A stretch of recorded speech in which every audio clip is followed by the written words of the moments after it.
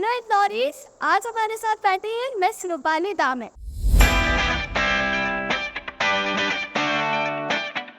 एक entrepreneur journey start किया हुआ है मैंने। तो चलिए शुरू करते हैं। मैम, आप अपने बारे में हमारे व्यूअर्स पे क्या बताना चाहेंगे? हेलो इंदौरीज, मैं रूपाली दामे।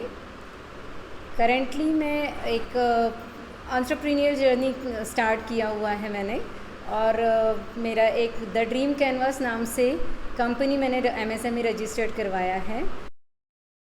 और इस कंपनी का मेजर फोकस जो है, या मेरा इस कंपनी को सेटअप करने का जो बेसिक आइडिया था, वो ये है कि एक वन स्टॉप सॉल्यूशन मिल जाए हॉस्पिटैलिटी एजुकेशन के लिए।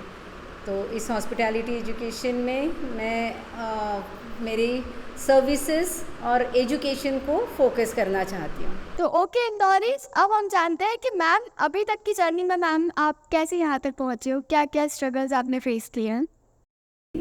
ये मेरा जो जर्नी आज दिख रहा है, या आज मुझे जितना सक्सेसफुल माना जाता है या मैं हुई हूँ, इसके पीछे मेरा बहुत स्ट्रगल रहा है।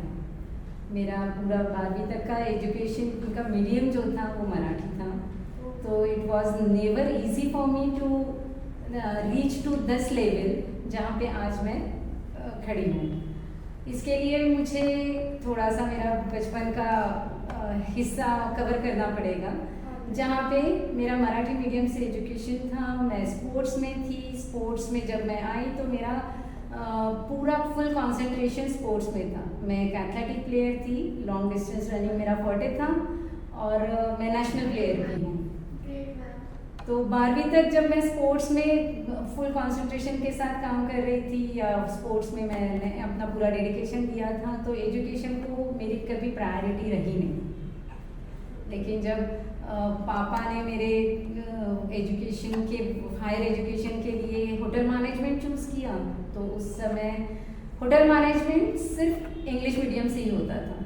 मैम, जैसा कि आपने बताया कि आपका पूरा स्कूलिंग मराठी मीडियम से हुआ है, और जब आप कॉलेज में गए और आपने होटल मैनेजमेंट चूज़ किया अपनी ग्रेजुएशन के लिए, तो मैम जैसे कि आपको ऑलरेडी पता था होटल मैनेजमेंट पूरा इंग्लिश कोर्स होने वाला है, तो आपने मराठी मीडियम से निकल के इंग्लिश मीडियम में चेंज करने के लिए कैसे कॉप अप किया कि आप कैसे इंग्लिश मीडियम में जाए? बिल्कुल भी आसान नहीं था। सबसे पहले तो होटल मैनेजमेंट क्या होता है या ऐसा कोई कोर्स होता है, इसका अवेयरनेस नहीं था हमारे वक्त, क्योंकि उस समय इंटरनेट नहीं था, उस समय हमारे पास वो एक्सेस नहीं था कि हम इसको समझ सकें। लेकिन होटल मैनेजमेंट में मेरे पापा ने जब मुझे चॉइस दिया कि आपको यहाँ पे एडमिशन ले सकते हैं या ये भी एक करियर ऑप्शन है, तो और हमने जब होटल मैनेजमेंट कॉलेजेस को अप्रोच करना शुरू किया, तो सबसे पहला उनका रिएक्शन था कि नहीं, इस लड़की को एडमिशन नहीं मिल सकता। तो I was denied for giving the admission because there were some criterias, और उन क्राइटेरियाज में पर्सनल इंटरव्यूज, रिटन टेस्ट हुआ करते थे। और क्योंकि मैं मराठी मीडियम से थी और सारा कुछ इंग्लिश मीडियम से था, तो इंटरव्यू मैं फर्स्ट स्टेप में ही फेल हो गई थी। तो मुझे एडमिशन डिनाई किया गया और मुझे बोला गया कि आप इस कोर्स के लिए सूटेबल ही नहीं है। तो फिर आपको कैसे एडमिशन मिला और कैसे आप सक्सेसफुल हुए? एडमिशन के लिए जैसे मैंने बताया, मैं स्पोर्ट्स में बहुत अच्छी थी, और क्योंकि हमारा कॉलेज कहीं गवर्नमेंट से एफिलिएटेड था, तो वहाँ पे स्पोर्ट्स कोटे का एक वैकेंसी थी, और मैं नेशनल प्लेयर रह चुकी हूँ, नेशनल में मेरे प्लेसमेंट्स थे, तो उसके बेसिस पे मुझे एडमिशन देना पड़ा। लकी यू मैम, आपको स्पोर्ट्स की साइड से इतना सपोर्ट मिला कि आपने एडमिशन लिया प्लस उस कोर्स को परस्यू किया। तो मैम, जैसे कि आप मराठी मीडियम से बिलोंग करते थे, तो इंग्लिश मीडियम कोर्स को परस्यू करने में आपको क्या क्या चैलेंजेस फेस करने पड़े? बहुत चैलेंजेस रहे। आज अब अगर हम इंग्लिश का क्राइटेरिया देखते हैं, तो उसमें 4 पैरामीटर्स होते हैं जिस पे आपको जज किया जाता है: speaking, writing, listening and reading. और ये चारों पैरामीटर्स पे मैं बिल्कुल भी कंफर्टेबल नहीं थी। तो इन पैरामीटर्स को कवर करने के लिए मैंने जो स्ट्रगल किया है, हमारे वक्त ना इंटरनेट था, ना ही कोई और ऐसे एक्सेस थे, ना ही फैमिली में ऐसे लोग हुआ करते थे जो हमसे कम्युनिकेट कर सके या हमें कोई गाइडेंस दे सके। तो ऐसे ऐसे में ये जर्नी कभी भी आसान नहीं थी। डिक्शनरीज लेके बैठते थे हम लोग, डिक्शनरीज से हम लोग मैं बहुत सारे वर्ड्स ढूंढती थी। ये नहीं पता होता था कि वर्ड किससे शुरू होगा, कैसे लिखना है। मेरा क्योंकि स्पोर्ट्स में होने की वजह से एक मेरा विल पावर जो था वो हमेशा से बहुत स्ट्रांग रहा है, और वो विल पावर ने कभी मुझे नेवर गिव अप वाला जो एटीट्यूड दिया है वो ही आज यहाँ इस एंटरप्रेन्योर जर्नी के लिए मुझे सबसे ज़्यादा काम में आ रहा है। उसी विल पावर की वजह से मैं वो सारे हर्डल्स क्रॉस कर सकी जो अदरवाइज लोगों को लगता है कि हम हिंदी मीडियम से पढ़े हुए हैं या हमें वो बैकग्राउंड नहीं मिला। तो मैं बोलूँगी कि ये सारी चीज़ें मैटर नहीं करती हैं। अगर आपने ठान लिया है, आपका विल पावर स्ट्रांग है, तो आप कहीं पे भी पहुंच सकते हैं। दैट्स गुड मैम, बहुत अच्छा अप्रोच है। इवन इंस्पायरिंग है बहुत सारे लोगों के लिए जो हिंदी मीडियम से पढ़ते हैं और उनके थॉट्स होते हैं कि हम हिंदी मीडियम से पढ़े, हम लाइफ में कुछ नहीं कर पाएंगे। तो ये स्टोरी आपकी बहुत ज़्यादा इंस्पायरिंग है उन लोगों के लिए। Thank you. सो मैम, जैसा कि आपने बताया कि आपका होटल मैनेजमेंट का कोर्स पूरा इंग्लिश मीडियम था और आपका स्कूलिंग पूरा मराठी मीडियम था, and at that moment you was not so fluent in English. तो आपका टीचर्स का, फैकल्टी और जो आपके फ्रेंड्स थे, कॉलेज मेट्स थे, उनका क्या बिहेवियर रहता था आपके लिए? कॉम्पैरेटिव मिक्स रहता था। कुछ लोग बहुत अच्छे से ट्रीट करते थे, तो कुछ लोग ये मेरा एग्जिस्टेंस ही नोटिस नहीं करते थे। उनमें से ज़्यादातर फैकल्टीज़ मेरा एग्जिस्टेंस नोटिस नहीं करती थी, क्योंकि जब आपको कुछ नहीं आता है तो दुनिया आपको इतने आसानी से एक्सेप्ट नहीं करती। तो उनको कभी भी ये ट्रस्ट नहीं आया मेरे ऊपर इनिशियल 1 साल तक कि मैं कुछ कर पाऊँगी। उनका यही एटीट्यूड था कि आई हैं, स्कूल से होगा नहीं, महीने भर के अंदर ये लड़की छोड़ के चले जाएंगे। सो जैसे कि फैकल्टी, इवन आपके क्लासमेट्स को भी लगता था कि ज़्यादा से ज़्यादा 1 महीने में लड़की कॉलेज छोड़ देगी, और आपने आपकी ग्रेजुएशन पूरी कंप्लीट की। तो मैम कैसे खुद को मोटिवेट किया कि मुझे ये चीज़ करनी है और लोगों को दिखाना है? कुछ प्लान नहीं था। मैं जैसा ज़िंदगी मेरे ऊपर थ्रो कर रही थी, मैं कैच कर रही थी। तो मैंने बहुत सारे ऐसे मौके ढूंढे अपने आप को मोटिवेटेड रखने के लिए कि मैं गिव अप नहीं करूं। ऐसे मोमेंट्स भी आए जहाँ पे लग रहा था कि नहीं हो पाएगा, मैं कहाँ आके फंस गई हूँ, कहाँ मेरे फ्रेंड्स पूरे ऑल ओवर इंडिया से, बहुत अच्छे स्कूलिंग से, इंग्लिश मीडियम से पढ़ के आए हुए हैं, और कहाँ मैं एक मराठी मीडियम से पढ़ी हुई डरी सहमी सी बच्ची थी। आप बिलीव नहीं करोगे, पूरे बैच में, पूरे इसमें मैं इकलौती ऐसी लड़की थी जो मराठी मीडियम से पढ़ी हुई थी।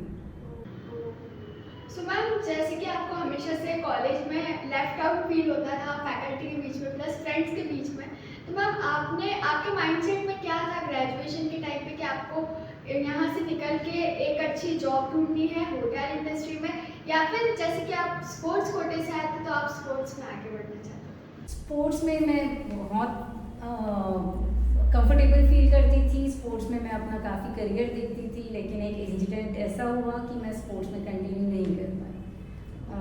किसी वजह से मुझे मेरा अपेंडिक्स रिमूव करवाना पड़ा था, ऑपरेशन हुआ था, और डॉक्टर्स ने मुझे बोल दिया था कि 1 साल तक आप स्पोर्ट्स नहीं कर पाएंगे। तो जब स्पोर्ट्स छूटा, जो मेरी सबसे लाइफ का सबसे बड़ा एम्बिशन था कि मैं स्पोर्ट्स में कुछ आगे करना चाहती हूँ, वो नहीं हो पाया। तो फिर अब मुझे लगा कि अगर मैं स्पोर्ट्स में अभी एक्टिव नहीं हो पा रही हूँ तो क्यों ना पढ़ाई के ऊपर कंसंट्रेट किया जाए। तब मुझे मेरा पोटेंशियल दिखने लगा कि हाँ, मैं भी पढ़ सकती हूँ, मैं भी अच्छा कर सकती हूँ। भले ही मेरा इंग्लिश मीडियम नहीं था, लेकिन जैसे ही मैंने उसके ऊपर कंसंट्रेट करना शुरू किया तो डेफिनेटली मुझे वो सारे रास्ते दिखने लग गए, और मैंने अपना ग्रेजुएशन कंप्लीट करना वाज माय मेन एम कि नहीं, मैं छोड़ूंगी तो नहीं। अगर मुझे लोग बोलते हैं कि ये नहीं कर पाएगी, ये एटीट्यूड मेरा शुरू से रहा है। जब मुझे कोई बोलता है कि आप ये नहीं कर पाएंगे तो मुझे वो ज़रूर करना होता है। तो जब टीचर्स या फ्रेंड्स मुझे वो निगाहों से देखते थे कि अरे ये चली जाएगी, नहीं कर पाएगी, तो मैंने ठान लिया था कि छोड़ना तो नहीं। लेकिन मुझे नहीं पता था कि ग्रेजुएशन के बाद मुझे क्या करना है। आपने हमेशा से जो लोगों ने कहा ये नहीं कर पाई थी उसे एक अपॉर्चुनिटी की तरह ट्रीट किया और उस चीज़ को अचीव किया है, राइट? जी। ओके। सो मैम आपका ग्रेजुएशन जैसे ही कंप्लीट हुआ उसके बाद आपकी जर्नी लाइक आपको कॉलेज की साइड से प्लेसमेंट मिला था या खुद से आपने जॉब सर्च करी? परिधि, यहाँ से मेरे लाइफ में थोड़े ज़्यादा ट्विस्ट आने लग गए थे, क्योंकि जैसे ही मेरा ग्रेजुएशन कंप्लीट हुआ I got married at the age of 22। I was into marriage, into family. और उसके बाद कुछ कंडीशंस ऐसी बनी कि आने वाले 4 साल तक मैंने बिल्कुल भी मैं सोच नहीं पाई थी कि मुझे आगे क्या करना है। मैं एक टिपिकल फैमिली वाली एक हाउसवाइफ बन के रह गई थी और मुझे आगे का कोई रास्ता नहीं दिख रहा था। सो मैम जैसे कि आप 4 साल आपने ग्रेजुएशन के बाद 4 साल काइंड ऑफ आपका ड्रॉप हो गया था, उसके बाद आपने कैसे डिसाइड किया कि मुझे कुछ करना है, आगे बढ़ना है? परिधि, 4 साल जब हो गए थे उस समय तक ये गैप इतना ज़्यादा था कि जितना भी कॉन्फिडेंस मैंने अपने ग्रेजुएशन के 4 इयर्स में अचीव किया था, इट वाज कम्प्लीटली ज़ीरो। क्योंकि उन 4 सालों में मेरा इंडस्ट्री से कम्प्लीटली नाता टूट गया था, एक्सपोजर नहीं था, बट कुछ करने का बहुत ज़्यादा मोटिवेशन था। उस समय फिर मैंने सोचा कि क्यों ना मैं अपनी हायर एजुकेशन को दोबारा शुरू कर पाऊँ तो कैसे रहेगा, and I decided to go for higher education. But वो भी इजी नहीं था क्योंकि फाइनेंशियल कंडीशंस उतने अच्छे नहीं थे आफ्टर मैरिज कि मैं अपने हायर स्टडीज़ पे इन्वेस्ट कर सकूँ। तो इस कंडीशन में मुझे पहले तो जॉब करना पड़ा। जॉब करते हुए मुझे रियलाइज़ हुआ कि मैं कुछ कर सकती हूँ, मुझे दोबारा वो कॉन्फिडेंस मिलने लग गया। फिर मैंने सोचा कि देखते हैं कहीं कुछ अपॉर्चुनिटी मिले, शायद मैं एजुकेशन ले पाऊँ। और वो अपॉर्चुनिटी मुझे मेरी एक टीचर थी जिन्होंने मुझे मेरे ग्रेजुएशन में भी बहुत ज़्यादा मेरा साथ दिया था। उन्होंने मुझे एजुकेशन के लिए मोटिवेट किया।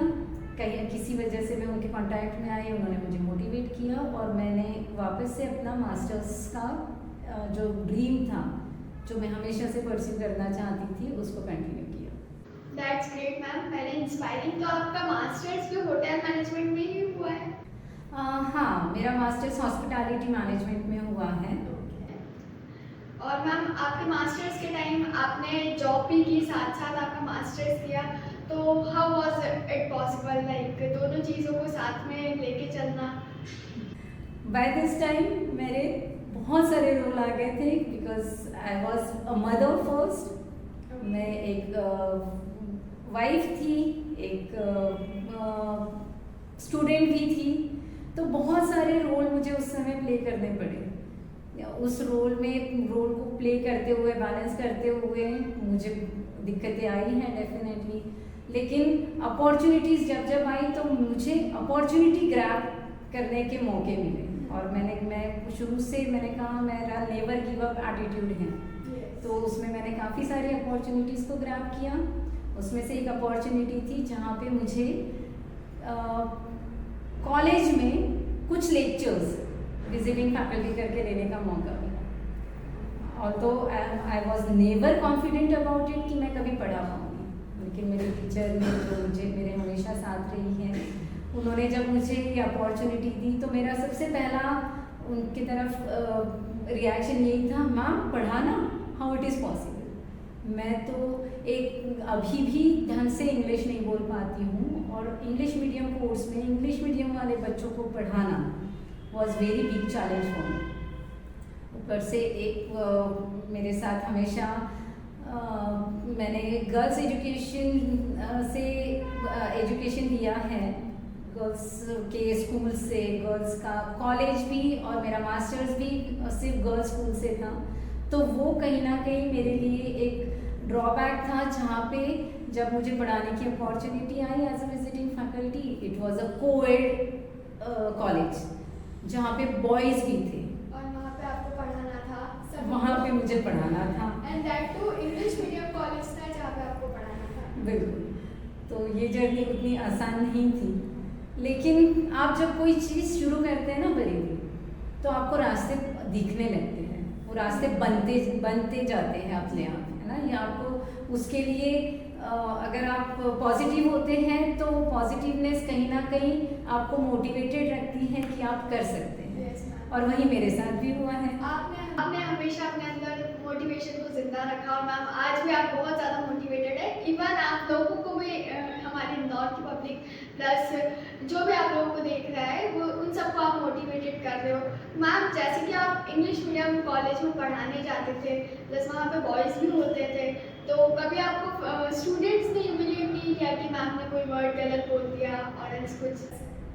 नहीं, इसके लिए मैंने अपने तरफ से बहुत ज़्यादा मेहनत करती थी। मैं हर लेक्चर के पहले मेरे 3 से 4 घंटे उस पर्टिकुलर टॉपिक को रेडी करने के लिए प्रिपरेशंस के लिए मैं टाइम देती थी।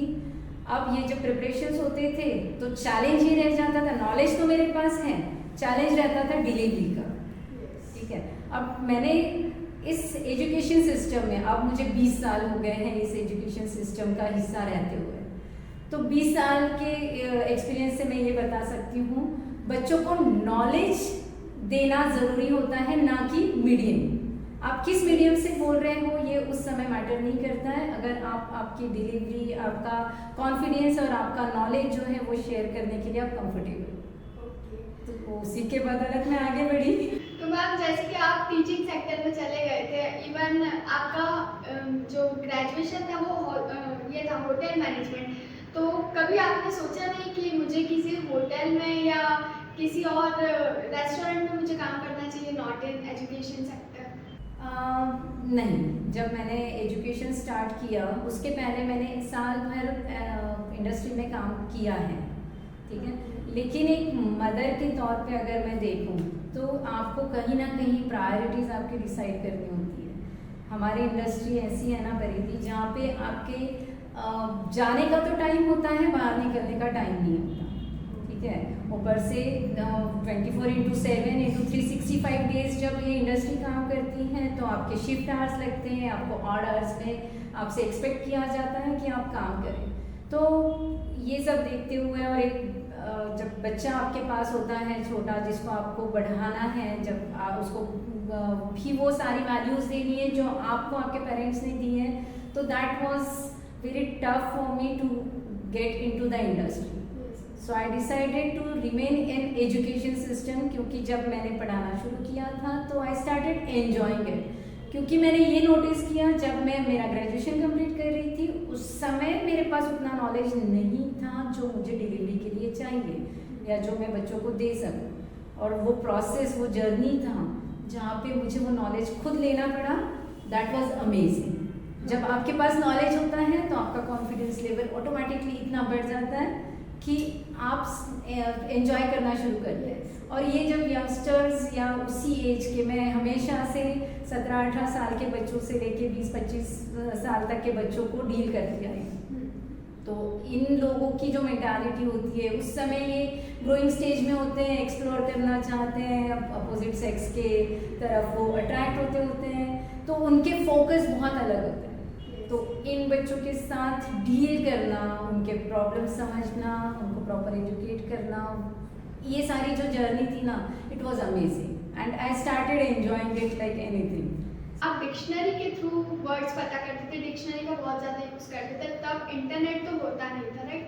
तो मैम आपके अकॉर्डिंग क्या लगता है जो उस टाइम पे यूथ था, आपके टाइम पे जो यूथ था और आज का जो यूथ है, क्या सेम चैलेंजेस उन लोगों को फेस करने पड़ते हैं? देखिए, अगर एजुकेशन की को ध्यान में रख के मैं बोलूँ तो हाँ, बहुत चेंजेस हैं, क्योंकि आज के डेट में बच्चे के पास वो सारे एक्सेसेस हैं जहाँ पे उसको वो इन्फॉर्मेशन मिल जाती है जो इन्फॉर्मेशन वो एक टीचर देती थी। लेकिन कुछ एक चीज़ें ऐसी होती हैं ना परिधि, जहाँ पे ये यूथ जो है वो सिर्फ पढ़ने के लिए नहीं आ रहा है हमारे पास, ये वो फेज़ होता है लाइफ का जहाँ पे बच्चे की पर्सनालिटी बन रही होती है। तो कहीं ना कहीं इन बच्चों के पास कुछ ऐसे चैलेंजेस होते हैं उस एज के जो वो किसी के साथ शेयर नहीं कर पाते हैं। पढ़ाई के तौर पे मैं देखूं तो नॉलेज और वो सब तो हर टीचर देता है, लेकिन वो जो कनेक्टिविटी चाहिए, जो सुनने वाला कोई चाहिए, जहाँ पे फ्रेंड्स के साथ कभी आप पूरी चीज़ें शेयर नहीं कर पाते हैं, आप आपके पेरेंट्स को नहीं शेयर कर पाते हैं, students are always feared about getting judged, Yes, ma'am. है ना। वो जो जजमेंटल एस्पेक्ट होता है, जो वो नहीं चाहते कि उनको कोई जज करे, तो इन पैरामीटर्स पे मैंने हमेशा उन बच्चों को ये कंफर्ट प्रोवाइड किया है, जहाँ पे मैं इन बच्चों को सुनने के लिए हमेशा अवेलेबल होती थी। Okay. उस एज में इस बच्चों को सिर्फ कोई सुनने वाला चाहिए, भले ही आप उनको कुछ गाइडेंस दे पाओ ना दे पाओ, आपको जो भी बोल रहे हो वो उसको इम्प्लीमेंट भी ना कर पाए, लेकिन अगर उनको कोई एक सुनने वाले ईयर्स मिल जाए, जहाँ पे ये कॉन्फिडेंस उनमें रहे कि आपकी दी हुई इंफॉर्मेशन कहीं पे लीक नहीं करेगी, वो बहुत क्योंकि यूथ में ऐसा रहता है कि अगर हम फ्रेंड्स को बताएंगे तो वो उनके और दूसरे दोस्तों को बता देंगे, हम पेरेंट्स को बताएंगे तो कहीं हम पे ही डाउट ना करने लग जाए। तो जैसे आप हमेशा स्टूडेंट से कनेक्टेड रहे हो, तो जैसे कि आप हमेशा स्टूडेंट से कनेक्टेड रहे हो, तो आपको पहले के यूथ में और अभी के यूथ की जो प्रॉब्लम्स है वो कहीं सिमिलर लगते हैं या डिफरेंट लगते हैं? वो प्रॉब्लम्स हमेशा से सिमिलर हैं। इनफैक्ट वो प्रॉब्लम्स अब ज़्यादा बढ़ चुके हैं। जब हमारे वक्त था, क्योंकि एक्सेस नहीं था, क्योंकि इतनी कनेक्टिविटी नहीं थी, तो प्रॉब्लम्स का लेवल भी थोड़ा कम हुआ करता था। लेकिन आज के डेट में जहाँ पे आपके पास वर्चुअल दुनिया है और वर्चुअल कनेक्टिविटी है लोगों के साथ, आप वर्चुअली किसी के साथ इमोशनली कनेक्ट हो जाते हो, इस केस में यस, इन बच्चों के इस यूथ के साथ डील करना थोड़ा सा प्रॉब्लमेटिक हो जाता है। Okay ma'am, that's great. और मैम जैसे कि हम आपकी प्रोफेशनल जर्नी पे अगर आते हैं, तो आपकी professional journey after your completion of your masters, अभी तक की जर्नी आपकी कैसी रही है? वेल, ये जर्नी में जहाँ मैंने एक विजिटिंग फैकल्टी या मैं क्योंकि महाराष्ट्र की हूँ, नागपुर से मेरा एजुकेशन हुआ है, हमारे यहाँ उसको कॉन्ट्रीब्यूटरी लेक्चरर बोलते थे। तो कॉन्ट्रीब्यूटरी लेक्चरर से शुरू होके मैंने जब मेरा जॉब क्विट करने का सोचा था, उस समय मैं वाइस प्रिंसिपल थी। तो ये जर्नी बहुत इंटरेस्टिंग रही, बहुत सारे चैलेंजेस आए, बहुत सारे मैंने ऐसे स्ट्रगल्स किए हैं, क्योंकि मैं बहुत मल्टीपल रोल्स प्ले करती थी। तो इंस्पायरिंग भी रही मेरे खुद के लिए भी, लोगों के लिए भी, और मेरे लिए चैलेंजिंग भी रही, बट मैनेज हो गया। ओके मैम, तो जैसे कि आपने बताया कि आप एक वाइस प्रिंसिपल की जो डेजिग्नेशन में थी और तब आपने रिज़ाइन किया, तो मैम कैसे आपने डिसाइड किया कि मैं रिज़ाइन कर सकती हूँ? लाइक इतनी अच्छी डेजिग्नेशन को छोड़ना कोई इजी टास्क तो आपके लिए भी नहीं रहा होगा। बिल्कुल नहीं था। इनफैक्ट आप एक सोसाइटी का जब हिस्सा होते हो, तो और सोसाइटी को जब ये पता है कि हाँ एक जॉब सिक्योरिटी, क्योंकि आप मिडिल क्लास फैमिली से बिलोंग कर रहे हो, वहाँ पे सिक्योरिटी यानी जॉब से एक जो फिक्स अर्निंग आती है उसको हम लोग सिक्योरिटी मान लेते हैं। तो मेरे लिए बिल्कुल भी आसान नहीं था कि मैं एक बहुत वेल सिक्योर्ड जॉब छोड़ के एंटरप्रेन्योर बनने का जो मेरा सपना है उसको परस्यू करूँ। लेकिन बैक ऑफ द माइंड हमेशा से ये रहा था कि नहीं, करना तो है। और ये करना है, ये थॉट तब आया जब मैं इस जर्नी में, और जो हमारा एजुकेशन सिस्टम है जो एक बना हुआ है, जो बहुत फिक्स पैटर्न में चलता है, हमारे एजुकेशन सिस्टम में हाथी, मछली, घोड़ा, बंदर या कोई भी ऐसे हम एक क्रीड पकड़ लें, इनको हम दौड़ना सिखाते हैं, हम इनको तैरना सिखाते हैं, हम इनको पेड़ पे चढ़ना सिखाते हैं। तो कहीं ना कहीं मैं ये एजुकेशन और इस बच्चों से कनेक्ट कर पाती हूँ कि सबका हर किसी का अपना खुद का टैलेंट है, हर किसी का अपना एक अलग से करने का जज्बा और स्पीड होती है। और हमारे एजुकेशन सिस्टम ने कभी ये समझा ही नहीं कि हर बच्चा अपने आप में एक यूनिक बच्चा होता है, उसको वो करने का फ्रीडम मिलना चाहिए जो वो करना चाहता है। ना आपके पेरेंट्स इस को समझ पाते हैं, क्योंकि हम उस सोसाइटी में हैं जहाँ पे एक टिपिकल पाथवे बना हुआ है, अगर आप उसको फॉलो नहीं करते हो तो आप कभी सक्सेसफुल नहीं हो पाते, ये उनका एक माइंडसेट है। तो ये जब मैं एजुकेशन सिस्टम में पूरी तरीके से घुल गई थी, उस समय मैंने ये चीज़ें बहुत ज़्यादा प्रोमिनेंटली फील की कि नहीं, इस एजुकेशन सिस्टम को थोड़ा अलग होना चाहिए। अब ये अलग होना चाहिए, मेरे बोलने से एजुकेशन सिस्टम नहीं बदलेगा। एजुकेशन सिस्टम तब बदलेगा जब मैं इस सिस्टम से बाहर वो स्टेप्स लूँ जो एजुकेशन सिस्टम को बदलने के लिए मैं कुछ इनिशिएट कर पाऊँ। ओके मैम, तब मैंने सोचा कि नहीं, मुझे कुछ हटके करना है। That's great ma'am. तो जैसे ही आपने अपना कॉलेज एजुकेशन सिस्टम क्विट किया 20 इयर्स के एक्सपीरियंस से, एंड देन आपने अपनी एंटरप्रेन्योर जर्नी स्टार्ट की, तो मैम कैसे आपने बिगनिंग की, लाइक कैसे स्टार्ट किया? करी थी, डर था, ऑनेस्टली स्पीकिंग डर है इसका नहीं कि मैं फेल हो जाऊंगी, डर है इसका कि मैंने जो सोचा है क्या मैं वो अचीव कर पाऊंगी, क्या मैं वहाँ पहुँच पाऊंगी। फेलियर वर्ड तो मेरे पास कभी रहा ही नहीं।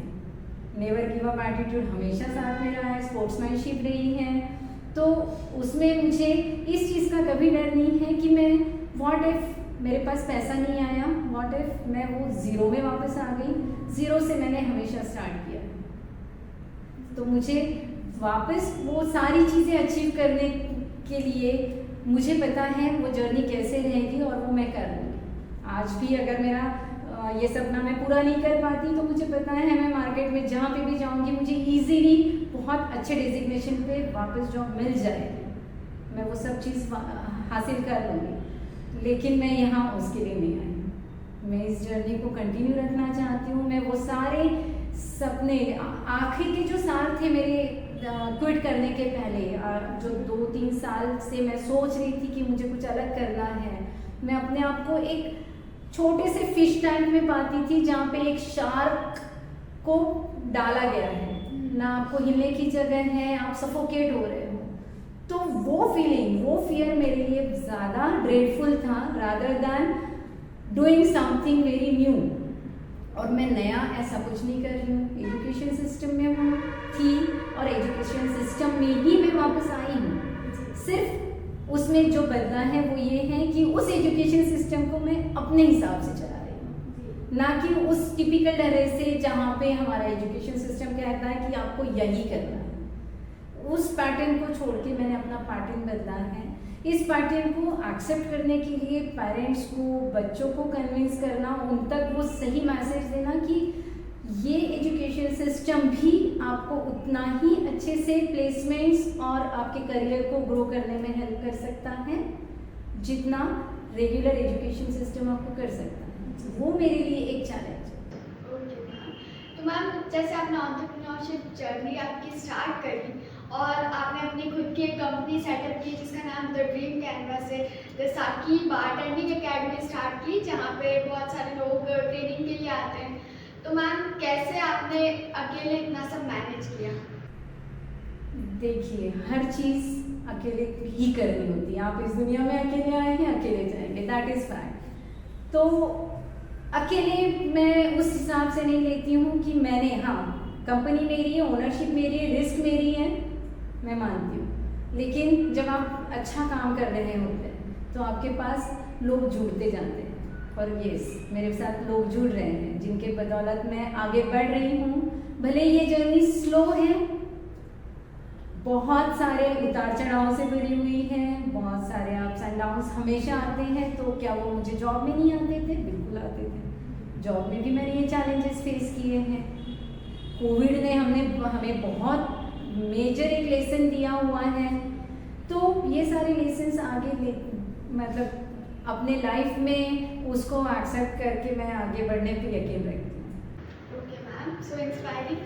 तो मैम जैसे आपने ड्रीम कैनवास आपने मेंशन किया था, तो मैम आप ड्रीम कैनवास जो आपकी कंपनी है उसमें आप क्या क्या सर्विसेज प्रोवाइड करते हैं? ये एक ऐसा वन स्टॉप हॉस्पिटैलिटी सॉल्यूशन है जहाँ पे आपको एजुकेशन से लेके आपके करियर गाइडेंस तक, आपके प्लेसमेंट्स, आपके इवेंट सेक्टर, होटल कंसल्टेंसीज, सारी चीज़ों का वो वन स्टॉप सॉल्यूशन आपको देता है। That's great. तो अभी मैं जिसमें कर रही हूँ वो मैंने जो शुरू किया है वो बारटेंडिंग एकेडमी से शुरू किया हुआ है। और तो मेरे फ्यूचर के जो कुछ वेंचर्स है या प्लान्स है, उसमें मैं हॉस्पिटैलिटी के short term courses skill based programs में शुरू करना चाहती हूँ। इसीलिए मैंने अपने आप को MSME प्लेटफॉर्म पे, जो गवर्नमेंट का एक प्लेटफॉर्म है बहुत बड़ा हमारे जैसे नए एंटरप्रेन्योर्स के लिए, उस पर रजिस्टर करवाया है। मेरा कंपनी ISO सर्टिफाइड है, जो अपने आप में एक प्रूफ होता है दैट ऑथेंटिसिटी का। और मैंने कुछ ऐसे गवर्नमेंट के स्कीम्स के साथ अपने आप को एसोसिएट किया है, जैसे मुख्यमंत्री सीखो कमाओ योजना एक प्लेटफॉर्म है जहाँ पे हमारे जैसे एंटरप्रेन्योर्स अपने आप को रजिस्टर करवा सकते हैं और स्किल बेस्ड प्रोफेशनल्स को हेल्प कर सकते हैं, ताकि हम इस इंडस्ट्री का जो एक बहुत बड़ा ड्रॉबैक है, जहाँ पे स्किल्ड मैन पावर की बहुत कमी है, उसको कहीं ना कहीं ब्रिज आउट करने की कोशिश कर रही हूँ। मैम, जैसे कि आपने बताया कि आप मैन पावर सप्लाई भी करते हैं, प्लस ट्रेनिंग देते हैं, करियर गाइडेंस देते हैं, तो मैम आपसे यूथ बहुत ज़्यादा कनेक्टेड होंगे और इवन आपके पास आते भी होंगे कि अब मैम मुझे करियर में समझ में नहीं आ रहा है या जॉब में समझ में नहीं आ रहा है। बहुत सारे कन्फ्यूजन्स होते हैं उन्हें कि मैम मैं कॉलेज के बाद जॉब करने जाऊं या खुद का कुछ स्टार्ट करूं। जैसे कि आपने बताया कि आप हॉस्पिटैलिटी इंडस्ट्री में सबसे ज़्यादा सर्विसेज प्रोवाइड करते हैं, ट्रेनिंग भी देते हैं, इवन करियर काउंसलिंग भी आप हॉस्पिटैलिटी में देते हैं। तो मैम जो होटल मैनेजमेंट के बच्चे हैं वो आपके पास इस प्रॉब्लम को लेके नहीं आते हैं कि मैम मैं खुद का कुछ रेस्टोरेंट या कैफे स्टार्ट करना चाहिए या एक बहुत बड़ा कन्फ्यूजन होता है मेरे लिए, बहुत कंफ्यूज्ड है आज का यूथ। उनको बहुत करना है, उनके पास एनर्जी है, उनके पास वो सारी काबिलियत होती हैं जो एक पर्सन में होनी चाहिए, लेकिन उनके ऊपर विश्वास करने वाले लोग नहीं होते कि हाँ वो जो कर रहे हैं वो सही है।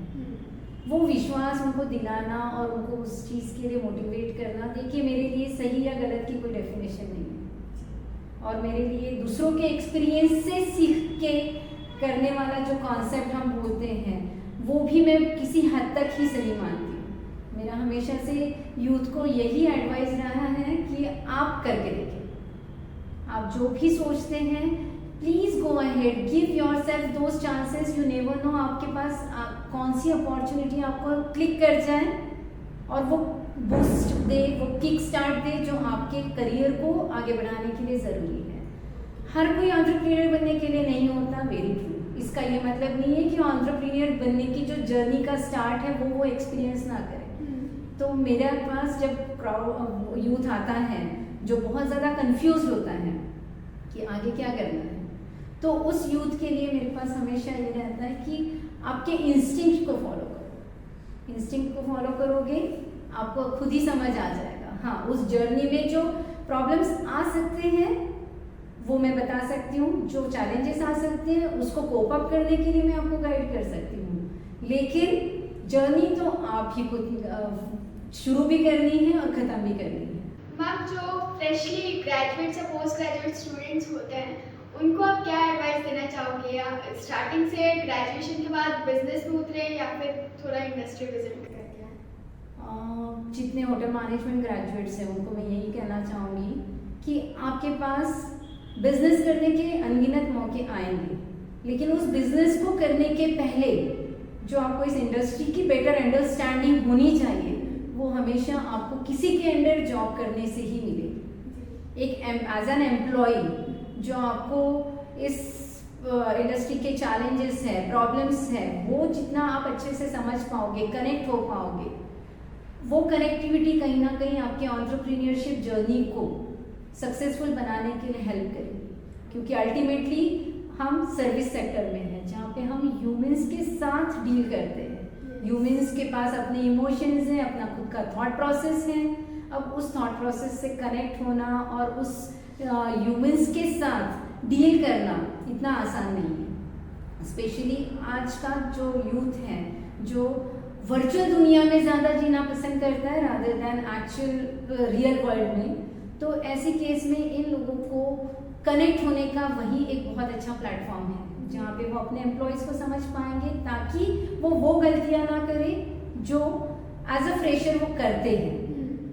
तो मेरा एडवाइस है कि हाँ, you should go in the industry और आपको वहाँ पे कुछ साल काम करना ज़रूरी है।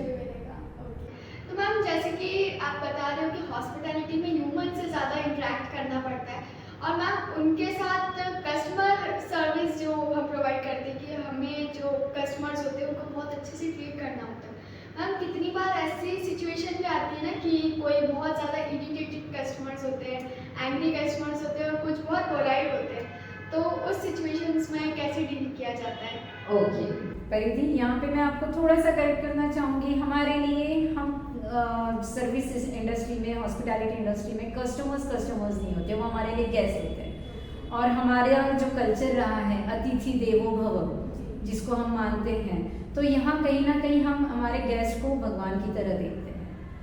हाँ बिल्कुल, मैं सही मतलब आपने जो पॉइंट रेज किया है, इससे फ्रस्ट्रेशन आना, क्योंकि आपको आपके गेस्ट बहुत बार ये फील कराते हैं कि आप उनके सामने कुछ भी नहीं हैं, हम राजा हैं, हम अगर पे कर रहे हैं तो हमारे पास वो सारी ऑथोरिटी पावर है, तो आपको वो कभी कभी ऐसा फील कराते हैं। लेकिन ये परसेंटेज भी उतना ही है जहाँ पे आपके सर्विसेज के अगेंस्ट में आपको अच्छा फील करवाने वाले लोग भी हैं। तो ये आपका परसेप्शन है, आप किसको वैल्यू करते हैं। और मैं क्योंकि हमेशा पॉजिटिविटी में जीने वाली पर्सन हूँ, तो मैं ये मेरा एडवाइस रहेगा कि आप उन लोगों को भी देखिए जिन्होंने आपको स्पेशल फील कराया है, जिन्होंने आपको ये फील कराया है कि आपने जो सर्विसेज दी वो बेस्ट थी, you are the best human being, तो आप उसको बढ़ के अपने आप को मोटिवेटेड रख सकते हैं। क्योंकि ये इकलौता ऐसा सेक्टर नहीं है जहाँ पे ये ह्यूमिलिएशन आप सहते हैं। आप सर्विस सेक्टर ले लें या आप प्रोडक्शन साइड में चले जाएं, आपको कहीं ना कहीं हर वक्त कभी लाइफ में ऐसे मोमेंट्स आते हैं जहाँ पे फील होता है कि क्या हमारी कोई वैल्यू नहीं है, क्या हम ह्यूमन बीइंग होते हुए क्या हम वो एक्सपेक्ट नहीं कर सकते कि हमें भी वो ट्रीटमेंट मिले जो हम एक्सपेक्ट करते हैं या हम देते हैं। बिल्कुल होता है। तो इंदौरीज, ये थी हमारे रूपाली मैम की इंस्पायरिंग स्टोरी। तो आइए पूछते हैं मैम से कि इंदौर के यूथ को आप क्या मैसेज देना चाहते हैं, क्या एडवाइस देना चाहते हैं? मेरा फाइनल मैसेज तो यही जाएगा, हमेशा मैं मेरे स्टूडेंट्स को बोलती हूँ कि कोई भी काम जब आप शुरू करते हैं तो उस काम को शुरू कीजिए और फिर उसको सही साबित कीजिए। मेरे डिक्शनरी में सही या गलत का कोई डेफिनेशन नहीं है। मैं जो भी काम करती हूँ उसको शुरू करके फिर उसको सही साबित करने पे यकीन रखती हूँ। तो जैसे कि कृष्ण ने भी कहा हुआ है गीता में, कृष्ण भगवान ने एक मैसेज दिया है कि आप कर्म करते रहें, फल की चिंता ना करें। तो मेरा भी यही मैसेज है और यही मोटिव रहा है हमेशा आगे बढ़ने का। मैं काम करती रहूं और फल की चिंता ना करूं, क्योंकि जितने भी मेहनत करने वाले लोग होते हैं उनको फल ज़रूर मिलता है।